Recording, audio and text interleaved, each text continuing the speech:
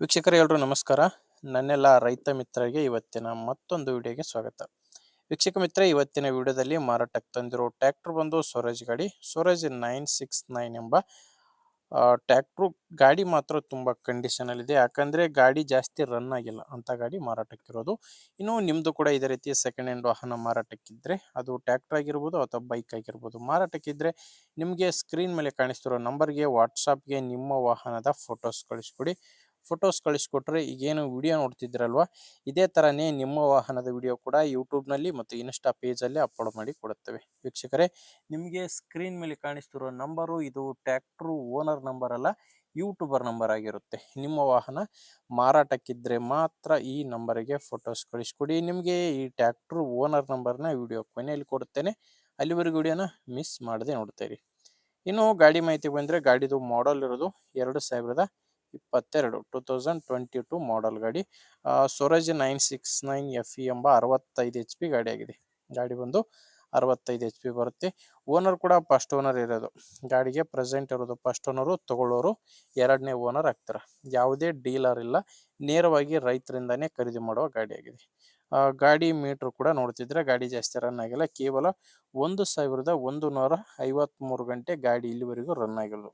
ಕೇವಲ 1153, 2022 ಮಾಡಲ್ ಆದರೂ ಕೂಡ ಗಾಡಿ ಕಡಿಮೆ ರನ್ ಆಗಿದೆ. ಟೈರು ಶೋರೂಮ್ ಟೈರ್ಸೇ ಗಾಡಿಗಿದ್ದಾವೆ. And power steering, oil brake ಇರುವಂಥ ಗಾಡಿ ಆಗಿದೆ. ಗಾಡಿ ಜೊತೆ ಯಾವುದೇ ಸಾಮಾನುಗಳು ಸಿಗಲ್ಲ, ಕೇವಲ ಇಂಜಿನ್ ಮಾತ್ರ ಮಾರಾಟಕ್ಕಿದೆ.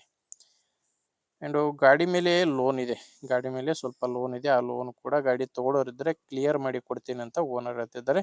ಇನ್ನು ಡಾಕ್ಯುಮೆಂಟ್ಸ್ ಕೂಡ ಕ್ಲಿಯರ್ ಆಗಿದೆ, ಗಾಡಿದು ಡಾಕ್ಯುಮೆಂಟ್ಸ್ ಯಾವುದು ಪ್ರಾಬ್ಲಮ್ ಇಲ್ಲ. ಲೊಕೇಶನ್ ಬಂದರೆ ಈ ಟ್ರ್ಯಾಕ್ಟ್ರು ಮಾರಾಟಕ್ಕಿರೋದು ಬಿಜಾಪುರ ಜಿಲ್ಲೆಯಲ್ಲಿ. ಬಿಜಾಪುರ ಜಿಲ್ಲೆ ದೇವರಹಿಪ್ಪರಿಗೆ ತಾಲೂಕಿನ ಕೊರವರ್ ಎಂಬ ಗ್ರಾಮ.